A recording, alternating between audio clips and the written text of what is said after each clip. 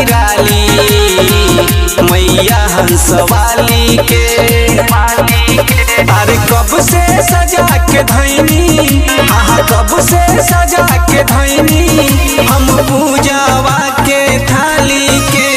महिमा एहो महिमा, हाँ महिमा बड़ा निराली मैया हंसवाली के। महिमा बड़ा निराली मैया बीड़वाली के। महिमा बड़ा निराली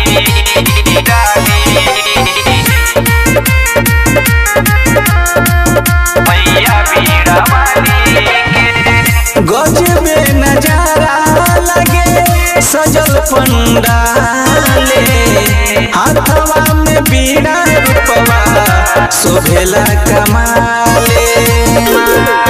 हम विद्या के रानी मोर माई महारानी, अरे चमके लाई मुकुटवा, हाँ चमके लाई मुकुटवा जैसे बनल सूरज के लाली से।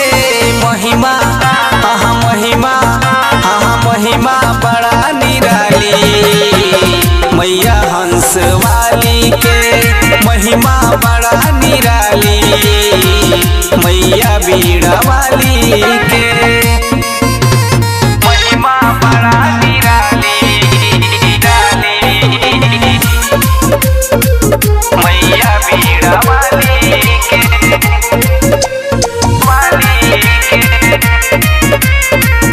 मैया बीड़वाली के। साल भर पर मैया आइली झूम के तू गावा, कमल के फूलावा से आसन सजावा।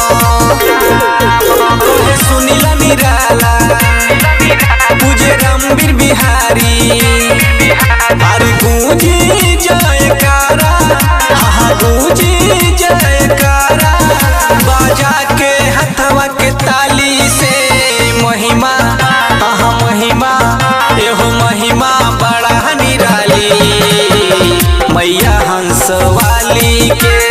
महिमा बड़ा निराली मैया बीड़वाली के। कब से सजा के धैनी, हाँ कब से सजा के धैनी हम पूजावा के थाली के। महिमा एहो महिमा, हाँ महिमा बड़ा निराली मैया हंसवाली के। महिमा बड़ा निराली मैया बीड़वाली के। Mahakal recording studio Ludhiana.